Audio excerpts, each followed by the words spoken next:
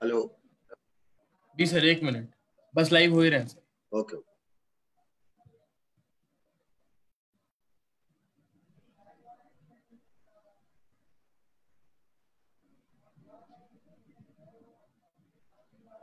जी sir, live है, अब आप स्टार्ट करिए।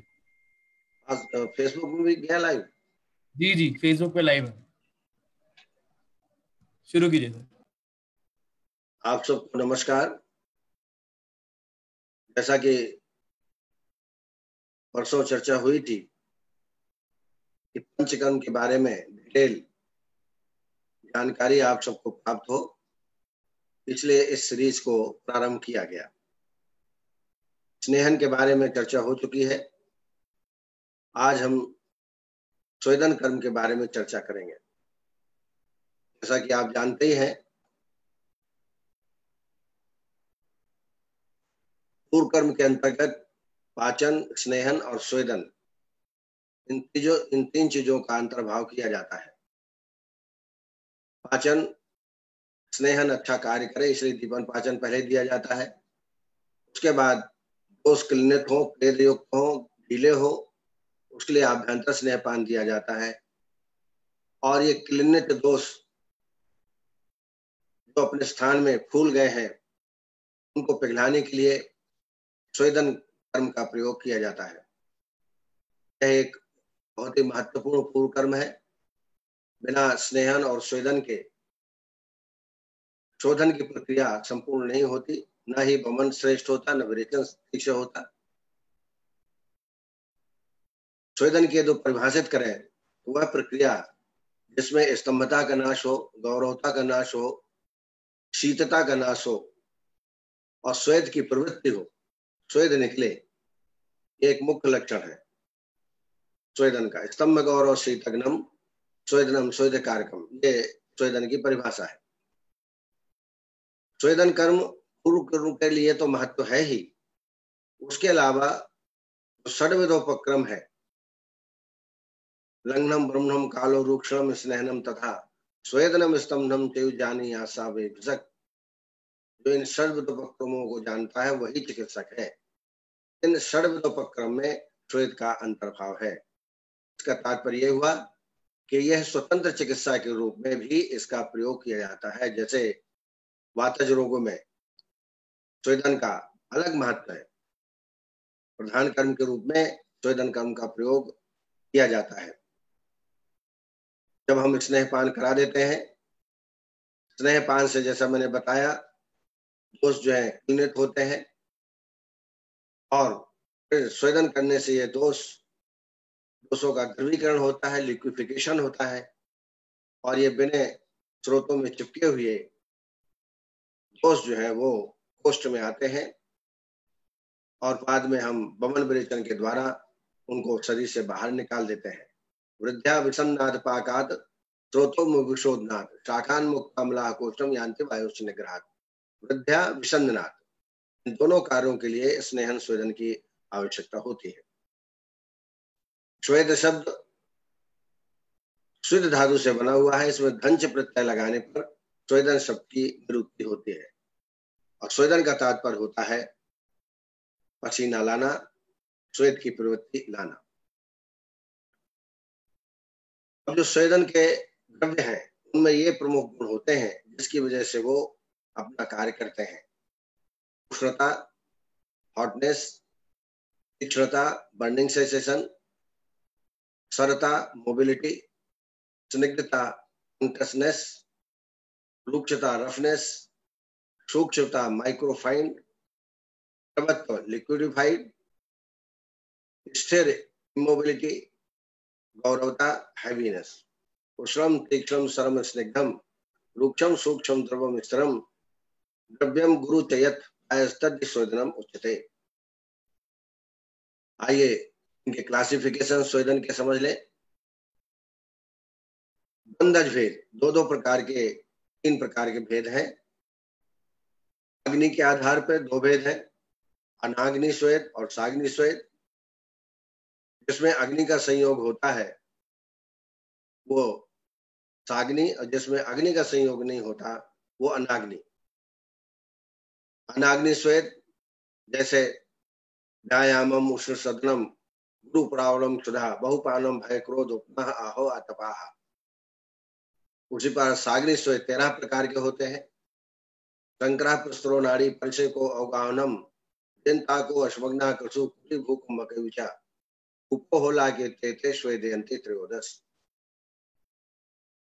गुणों के आधार पर 2 प्रकार के भेद बताए गए। स्निग्ध श्वेत जो वातव व्याधियों के लिए किया जाता है, जहां पर उष्म का अर्थात भाप का प्रयोग किया जाता है, उसको स्निग्ध श्वेत कहते हैं। रूक्ष श्वेत एक कफ प्रधान आम प्रधान रोग जैसे आम बात मेदस्वी व्यक्ति में रूक्ष श्वेत किया जाता है, बालुका श्वेत भी इसको कह सकते हैं। स्थान भेद से 2 प्रकार का एकांग श्वेत और सर्वांग श्वेत। एक अंग में भी श्वेत किया जाता है, सर्वांग में भी श्वेत किया जाता है। इस तरीके से इसके भेद 2 प्रकार के यहाँ स्पष्ट किए गए। 3 प्रकार के 2 भेद और हैं, वो भी गुणानुसार। पहला रूक्ष श्वेत कफ व्याधियों के लिए, स्निग्ध श्वेत वातज व्याधियों के लिए, और स्निग्ध रूक्ष श्वेत दोनों मिलाकर के स्निग्ध रूक्ष जो वात कफज व्याधियां हैं उनके लिए स्निग्ध रूक्ष श्वेत किया जाता है। मृदु श्वेत बहुत दुर्बल आदमी है, रोग भी कम प्रकोपित है, दोष कम है, तो हम मृदु श्वेत। मध्यम प्रकार का रोगी है, मध्यम प्रकार का रोग है, तो मध्यम श्वेत। रोगी बलवान है, रोग बलवान है, ऋतु भी बलवान है, तो हम महान श्वेत। इस तरीके से 3 भेद भी यहाँ पर आपको बताए गए। सुश्रुत ने इन सब श्वेतों को 4 भागों में ही विभक्त किया है। आप श्वेत जिसको आप रूक्ष श्वेत कह सकते हैं, ऊष्म श्वेत भाप के द्वारा वेपर्स के द्वारा सेक होता है उसको ऊष्म श्वेत। उपनाह श्वेत साग्नि उपनाह निरग्नि उपनाह, अग्नि के द्वारा पका करके लेप लगाना वो साग्नि है। निरग्नि में उष्ण औषधियों को पोल्टिस बना के सेक करना वो निरग्नि उपनाह है। और द्रव श्वेत जहाँ पैतृक व्याधियां हो, दुर्बल व्यक्ति हो, वहां पर द्रव श्वेत किया जाता है। अवगाह और परिषेक इसके 2 प्रकार के भेद हैं। इन चारों के अंतर्गत 13 प्रकार के श्वेत चरक ने बताए हैं, उनका अंतर्भाव इन चारों में किया जा सकता है। अनाग्नि श्वेत जैसा मैंने बताया 10 प्रकार का है। व्यायाम करने से, एक्सरसाइज करने से पसीना आता है, शरीर में हल्काहट आती है, स्तंभता का नाश होता है। वैसे ही उष्ण सदन, किसी गर्म कुटी में रहना उसको उष्ण सदन कहा है। गुरु प्रावण कंबल आदि को ओढ़ करके लेटना, इससे भी पसीना और हल्काहट आती है। क्षुधा जब अत्यधिक क्षुधा होती है, भूख ज्यादा लगती है तो पसीना आने लगता है शरीर में। बहुपान बहुत ज्यादा ड्रिंक करने से, अल्कोहल ज्यादा लेने से भी पसीना रोगी में आता है। भय जब अत्यधिक भयभीत हो जाते हैं तो उस समय भी पसीना व्यक्ति में आता है। उपनाह विदाउट अप्लाइंग हीट मोमेंटेशन बाय लेप। क्रोध जब अत्यधिक क्रोध होता है उस समय भी पित्त का प्रकोप होता है और श्वेत की प्रवृत्ति होती है। आहत रेस्टलिंग कुश्ती करना, इससे भी धातुओं में शिथिलता आती है, श्वेत की प्रवृत्ति होती है। आतप सेवन एक्सपोजर टू सन्स रेज, सूर्य भगवान के सामने बैठना, इससे भी पसीना आता है। ये निरग्नि श्वेत कहलाए जाते हैं। साग्नि श्वेत 13 प्रकार के मैंने बताए। पहला है शंकर श्वेत। शंकर का मतलब होता है मिक्स्ड श्वेत। ये इसको पिंड श्वेत भी कहा जा सकता है। 2 प्रकार का श्वेत होता है पिंड श्वेत, एक रूक्ष पिंड श्वेत और एक स्निग्ध पिंड श्वेत। रूक्ष पिंड श्वेत में बालुका श्वेत, ईंट आदि से सेकाई, और स्निग्ध श्वेत के अंतर्गत जो पत्र पिंड श्वेत है, षष्टिकशाली श्वेत है, तिलमास पिंड श्वेत है, वो सब स्निग्ध पिंड श्वेत के अंतर्गत आते हैं। प्रस्तर श्वेत रोगी के आकार का एक पत्थर का चयन करते हैं और उसमें वातहर कृष्णा या तिलमास पिंड श्वेत जैसा बताया, षष्टिक 40 स्वेद में जो द्रव्य बताए हैं उनको दूध में पका करके इस पत्थर में गरम गरम लगाया जाता है। उसके ऊपर हिरण्य पत्र अथवा एक पतला सिल्क का चादर बिछा दे, रोगी को अभ्यंग कराने के बाद इसमें लिटा दे और ऊपर कंबल उठाए। इस प्रकार से जो स्वेदन होगा उसको बोलते हैं प्रस्तर स्वेद। नाड़ी स्वेद ट्यूब के माध्यम से जो स्वेद किया जाता है। कुकर आप ले लीजिए, खासतौर से हॉकिंस का कुकर अच्छा रहता है, और जो पाइप लगता है गैस में उसको उसमें फिट कर दीजिए और इस पाइप के द्वारा आप स्वेदन कर सकते हैं। और स्वेदन करते वक्त सावधानी रखें कि भाप के साथ जल के जो कण हैं वो बाहर नहीं निकलना चाहिए, उसके लिए अपनी व्यवस्था करना चाहिए, नहीं तो कभी कभी इसमें अनेक प्रकार के क्षोभ और व्रण भी उत्पन्न हो सकते हैं। नाड़ी स्वेद हम करते हैं तो मेडिकेटेड नाड़ी स्वेद, आम बात का रोगी है तो उसमें महाराष्ट्र आदि डाल दीजिए, दशमूल डाल देते हैं, पक्षाघात का रोगी है, वातव व्याधियों में, स्किन डिसीज है तो पटोल पत्र डाल दीजिए या नींब पत्र डाल दीजिए। ऐसा डाल करके मेडिकेटेड फेर्मेंटेशन ही कराया जाता है। नेक्स्ट है परिषेक स्वेद। द्रव स्वेद का भेद है। तैल या क्वाथ के माध्यम से धारा के द्वारा शरीर में डालना, वो लोटों के द्वारा हो सकता है, हाथ के द्वारा भी हो सकता है। ऐसी सिकाई करना ये परिषेक स्वेद कहलाता है। एक प्रकार का मृदु स्वेद है जो प्रत्येक रोगों में किया जा सकता है। अवगाह स्वेद, ये भी द्रव स्वेद है। अब में रोगी को बैठाया जाता है, उसमें काढ़ा या मेडिकेटेड ऑयल डाल करके इस प्रकार का स्वेद किया जाता है। जेंताक स्वेद, जेंताक स्वेद में एक विशेष प्रकार का सर्कुलर मकान बनवाया जाता है, कमरा बनवाया जाता है। उसमें एक ही प्रवेश द्वार होता है, ईस्ट या नॉर्थ में वो द्वार खुलता है। इसके बीच में एक ओवन, जिसको सर्कुलर ओवन कहते हैं, वो स्थापित किया जाता है, 6 फुट लंबाई वाला। उसमें बारीक बारीक छिद्र होते हैं। दीवार के किनारे किनारे एक पीठिका बनाई जाती है, 1 फुट ऊंची और 1 फुट चौड़ी, और वो पीठिका दरवाजे से प्रारंभ होकर चारों तरफ होते हुए और फिर दरवाजे में समाप्त होती है। इस सर्कुलर ओवन में वातग्न द्रव्य, कटेर आदि, दशमूल आदि द्रव्यों को डाला जाता है, जलाया जाता है।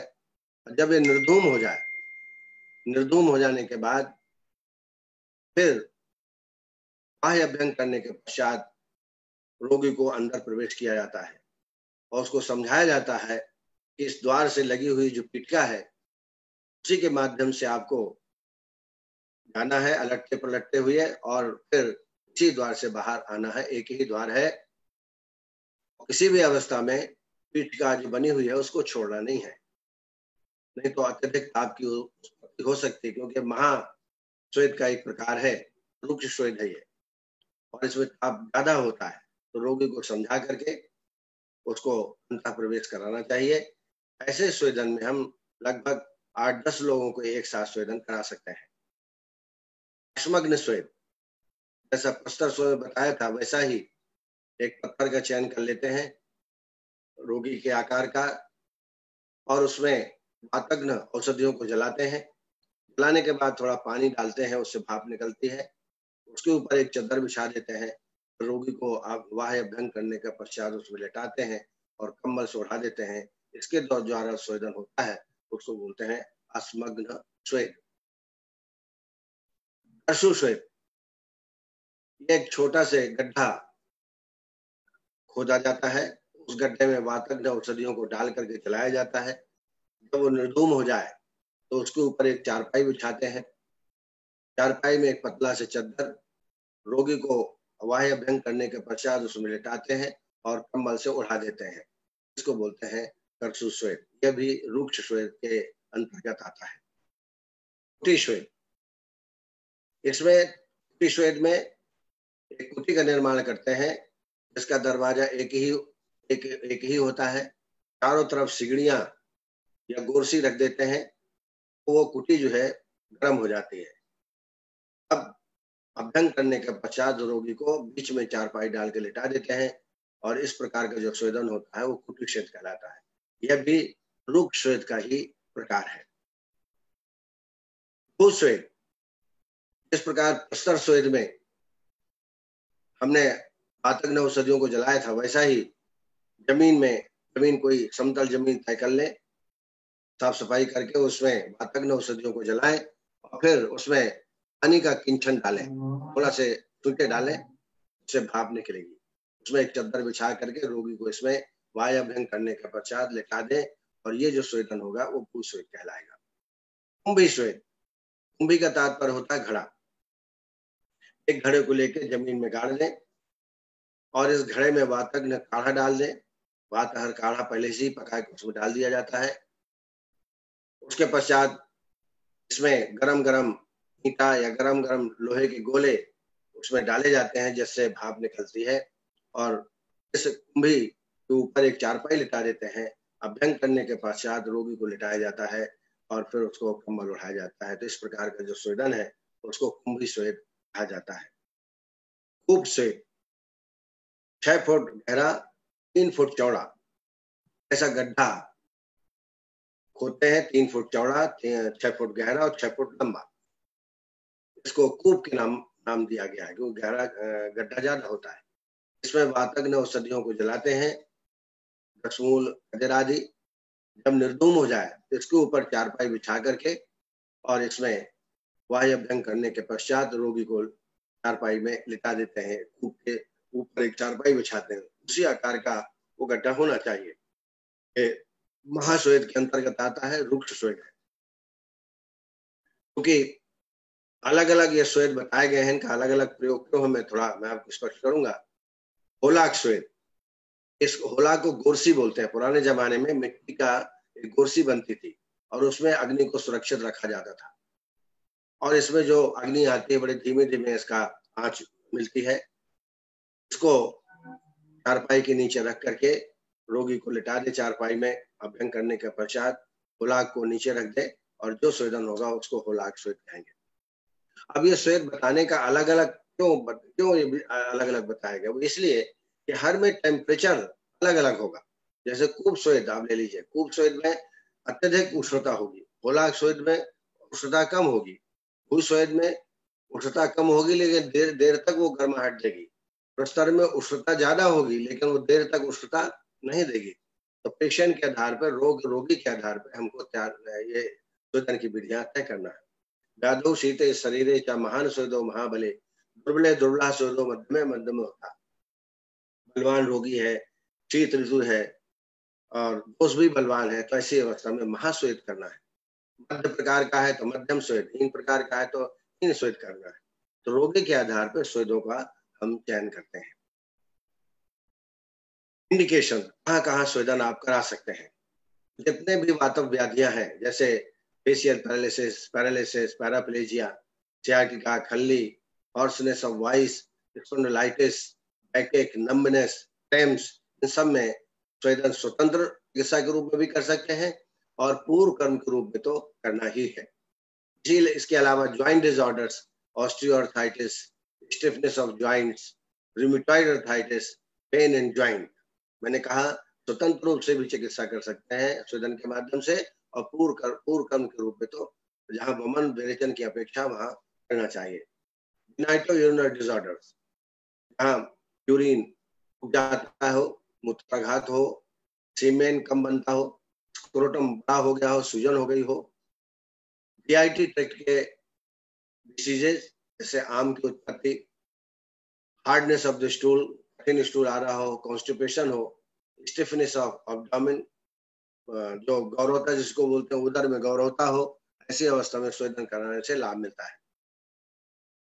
कफज रोग जैसे कोराइजा, कफ, हिक्कफ, dyspnoea, asthma, any type of pain, किसी भी प्रकार का वेदना शरीर में होती हो, भारीपन लगे, कोल्ड हो, शिवरिंग हो, कपकपी आ रही हो, ऐसी अवस्था में स्वेदन बड़ा उपयोगी है। One who is suitable for the शोधन कर्म, जिसको शोधन कराना है, स्नेह के बाद स्वेदन करना बहुत आवश्यक है।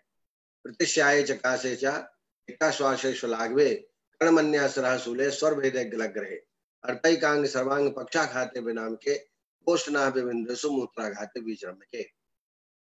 कॉन्ट्रा इंडिकेशन, कहाँ नहीं कराना, ये बहुत जाना जरूरी है।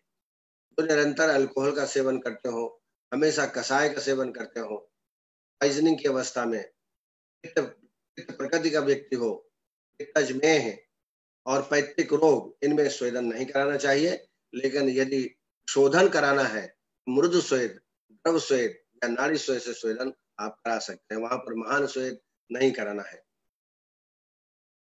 कहीं जल गया हो, फ्रैक्चर हो, इंटरनल हेमरेजेस हो, चेस्ट इंजरी हो, डायरिया और अनकॉन्शियसनेस पेशेंट में स्वेदन नहीं कराना चाहिए।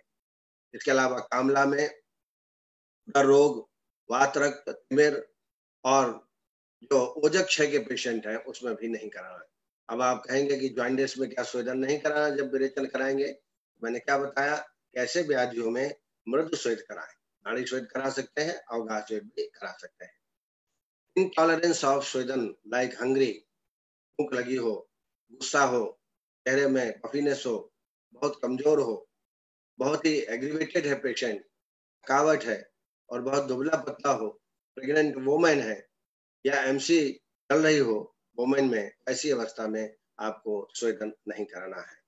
कषाय मध्य नित्यानाम गर्भण्यारक पित्तनाम साति साराणाम रूक्षाणाम मधुमेहनाम विदग्ध भ्रष्ट प्रज्ञानाम विस्मद्य विकारणानाम श्रांतानाम नष्ट संज्ञकानाम स्थूलानाम पित्तमेहनाम कृषताम क्षुतानाम च क्रुद्धानाम सोचतामपि कामल्य उदानाम च छतानाम माध्य रोगणाम दुर्लाद विशुष्काणाम क्षीणे अपुसमता विषक तैमेरिकाणाम न स्वेदम अवतारित। तो इन व्यक्तियों को स्वेदन नहीं कराना।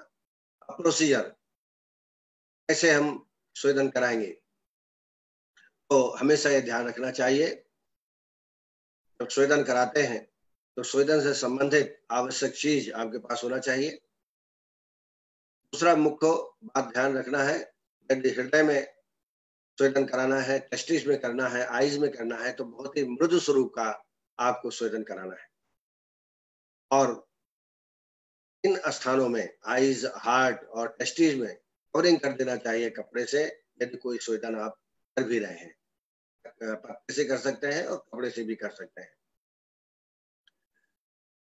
इसके अलावा प्रकृति, रोग, ऋतु, देश, वय और काल, इनको देख करके ही स्वेदन करना चाहिए। रोग ऋतु व्याधितापेक्षो नाति उष्ण अति मृदुचा द्रव्यवान कल्पदेशे स्वेदाकार करो, देख करके ऋतु कौन सी है, शीत ऋतु है तो अच्छा स्वेदन कर सकते हैं, गर्मी है तो कम स्वेदन करना पड़ेगा। इसके अलावा स्वेदन निश्चित रूप से आभ्यंतर स्नेह पान करने के बाद कराना बहुत आवश्यक है। जब आप मनोविरेचन करते हैं, इसका ध्यान रखें। जब आप स्वेदन कराते हैं, रोगी को स्वेदन के पहले उसका ब्लड प्रेशर, नाड़ी, रेस्पिरेशन, टेम्परेचर और पेशेंट से संबंधित जिसकी वजह से आप करा रहे हैं उन लक्षणों को भी एक कागज में नोट करना चाहिए। एडमिनिस्ट्रेशन ऑफ द स्वेद, मुख्य रूप से आपने देख लिया स्वेदन हम क्यों कराते हैं, बहुत प्रकार के आपने स्वेदन के प्रकार देखे, लेकिन प्रैक्टिकली नाड़ी स्वेद और सर्वांग स्वेद को ही हम करते हैं। प्रैक्टिकली देखा जाए, जब हम वमन विरेचन कराते हैं तो सर्वांग वाष्प स्वेदन यंत्र से या नाड़ी स्वेदन यंत्र से सर्वांग स्वेदन कराया जाता है।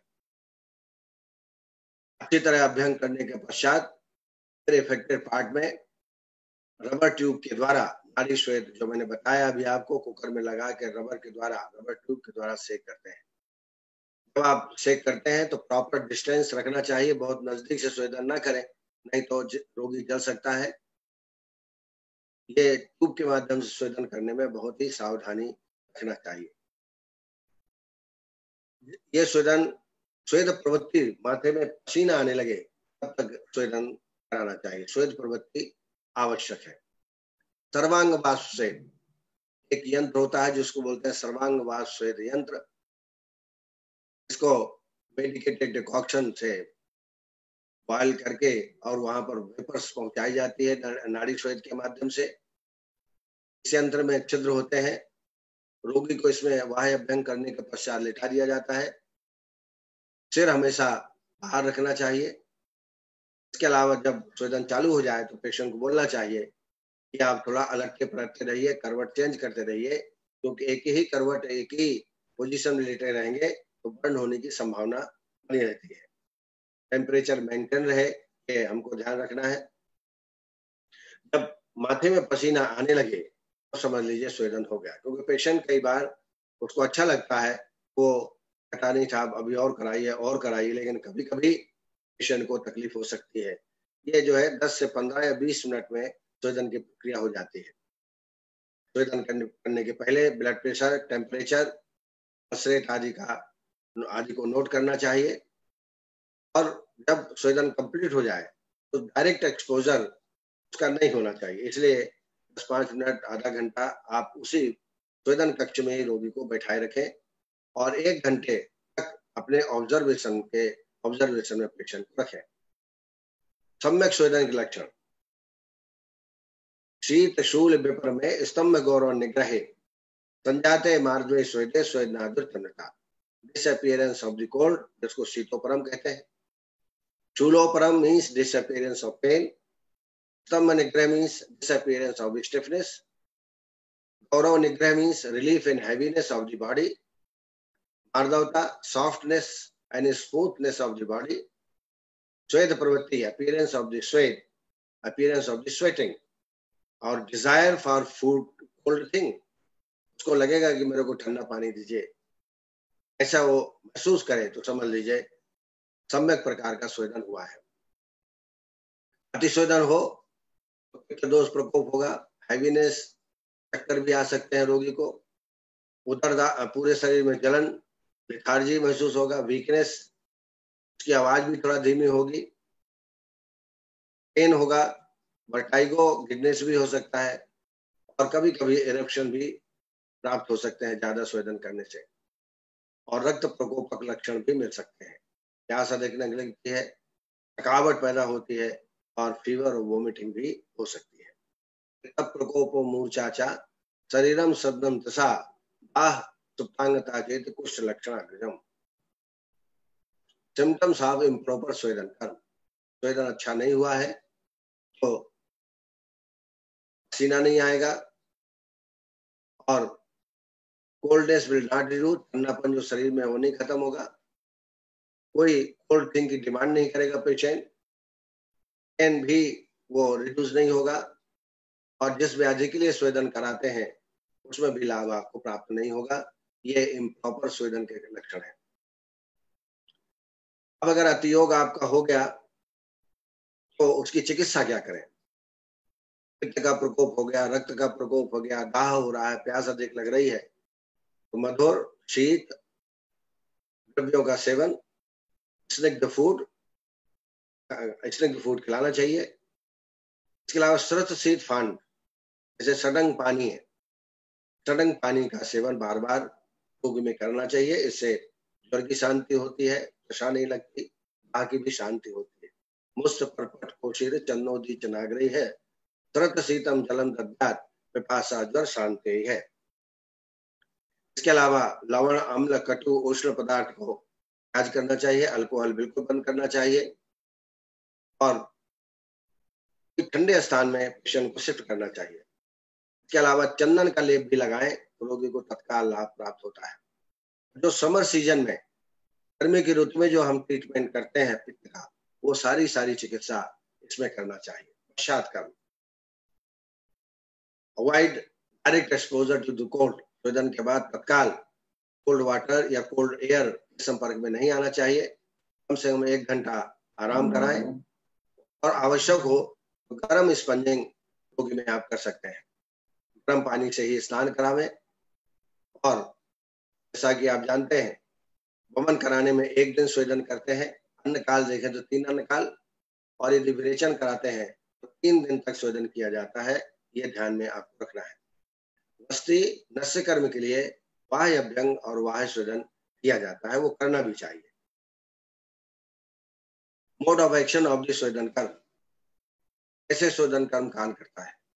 जैसा कि अभी चर्चा हुई, इंटरनल ओलिएशन करने से सॉफ्टनेस आती है दोषों में, और स्वेदन करने से वो दोष पिघल करके कुष्ठ में आते हैं, और कुष्ठ के आने के बाद फिर वमन और वेचन के द्वारा शोधन थेरेपी के द्वारा उनको बाहर निकाल दिया जाता है। ये मुख्य इसका कार्मुकता है। स्वेदन therapy will produce the following benefits. ये बेनिफिट्स भी मिलते हैं, जैसे स्तंभता का नाश, रिमूवल ऑफ स्टिफनेस, गौरवता का नाश, रिमूवल ऑफ हैवीनेस, स्वेदकारता, produce of the sweating in the body, पसीना निकलना। अदर फंक्शंस जैसे वात नियमता, वात को कंट्रोल करता है, रेगुलाइज करता है। दोष द्रवत्वता, लिक्विफाइज, दोषों को पिघलाता है। गात्र विनामता, बॉडी बिकम सॉफ्ट और उसमें इलास्टिसिटी भी अच्छी होती है। शुष्कन्यापि काष्ठानि स्नेह सोदोपादानि च नमयन्ते यथाज्ञानं किं पुनरुतो नरः। जिस प्रकार सूखी लकड़ी को हम स्नेह स्वेदन करने के बाद इच्छित मोड़ा जा सकता है, ये तो शरीर जीवित है, तो स्नेहन स्वेदन से जो हमारा शरीर है वो लचीलापन उसमें पैदा होता है। अग्निदीपन, आम के पाचन होने से डाइजेशन अच्छा होता है, भूख अच्छी लगती है। त्वक मार्दवता और प्रसादन, स्वेदन कर्म से त्वचा में मार्दवता उत्पन्न होती है और इसका टेक्सचर भी बहुत इम्प्रूव होता है, क्योंकि स्वेद निकलता है। स्वेद निकलेगा तो शरीर जो है वो मुलायम हो जाता है। रक्त शुद्धता, भूख बढ़ाता है स्वेदन कर्म। स्रोतो शुद्धि, विभिन्न प्रकार के टॉक्सिन स्वेद के माध्यम से बाहर निकलते हैं और इसलिए इसको हम कह सकते हैं, इसके कारण से स्रोतो विशोधन भी होता है। निंदा तंद्रा कर, स्वेदन कर्म रिड्यूसेस कंटेंट्स, जैसे कि मल और कफ, इनको बाहर निकाला जाता है और उसकी वजह से सम्यक प्रकार से निद्रा भी रोगी में आने लगती है। संधि चेष्टा, स्वेदन कर्म इंक्रीज धात्वाग्नि at the level of the joint, और इसकी वजह से संधियों में चलता आती है, संधियों में मुलायमता आती है और जॉइंट्स फंक्शन अच्छे हो जाते हैं। दोष शोधन, क्लेदन, स्नेहन के द्वारा क्लेदन होता है और उसके बाद जब हम स्वेदन करते हैं तो क्लेदित दोष पिघल कर कोष्ठ में आते हैं और फिर बाद में बाउंड विरेचन के द्वारा निकाला जाता है। इसको हम दोष शोधता कह सकते हैं। स्टैंडर्ड कुछ आवश्यक चीजें हैं, ऑपरेशंस है, जिनको स्वेदन में हमें लेना है रोगानुसार। जैसे दशमूल क्वाथ का वाष्प वातज डिसऑर्डर्स में, न्यूरोलॉजिकल डिसऑर्डर्स। महाराष्ट्रादि क्वाथ आम वात में, आउट में। वासा और यूकेलिप्टस पत्र का वाष्पस्वेद कमक श्वास में, हिक्का में, काश में, कफ में, प्रतिशाय में, कफज रोगों में। निम्ब पत्र और पटोल पत्र का वाष्पस्वेद स्किन से संबंधित रोगों में और पारिजात पत्र ग्रथसी जैसे रोगों में वाष्पस्वेद पारिजात पत्र का किया जाता है। इस तरीके से स्वेदन के बारे में जो आवश्यक चीजें हैं, जितना हमें जानना चाहिए, वो मैंने आज आपको बताई। अब यदि कोई प्रश्न कोई जुड़े हो इससे तो प्रश्न पूछ सकते हैं, यदि जुड़े हैं तो। यश, यश जी सर। कोई प्रश्न तो नहीं आ रहे हैं? मैं देखता हूँ। कोई जुड़े हो जूम में तो उनसे आप पूछ सकते हो। फेसबुक पे देखता हूँ।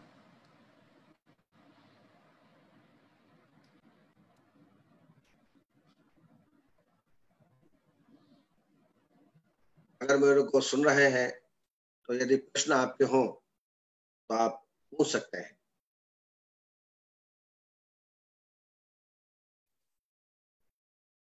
चलिए यश जी, मुझे लगता है जूम से कोई जुड़े नहीं है। जी सर। हाँ, सर राजेंद्र सिंह पूछ रहे हैं, क्या वात रक्त में स्वेदन नहीं करना है? बिल्कुल, बहुत अच्छा प्रश्न है आपका। जहां पर आपको शोधन करना है, अगर वमन विरेचन करना है तो स्वेदन कराना ही चाहिए, लेकिन वो स्वेदन मृदु स्वरूप का हो, तीक्ष्ण स्वेदन नहीं होना चाहिए। जैसे पैतृक व्याधियां हैं, जॉइंटिस है, आमला है, पांडु है, सामान्यतः स्वेदन वर्जित है, अयोग्य है ये। लेकिन जब शोधन कराते हैं, शोधन के लिए स्वेदन करना आवश्यक है। ये बात अलग है कि मृदु स्वरूप का स्वेदन आपको करना चाहिए। जी सर, मैं और कोई देखता हूँ और प्रश्न? होंगे तो।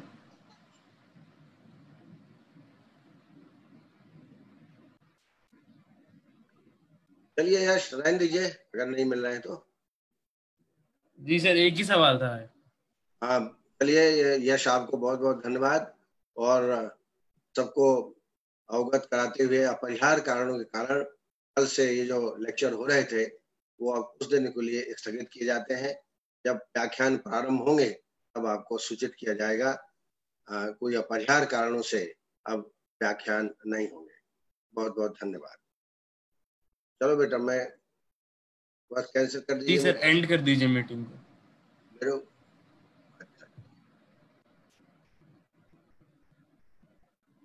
जी आप होस्ट है सर, आप एंड कर दीजिए मीटिंग। हमें कर देना। थैंक यू बेटा।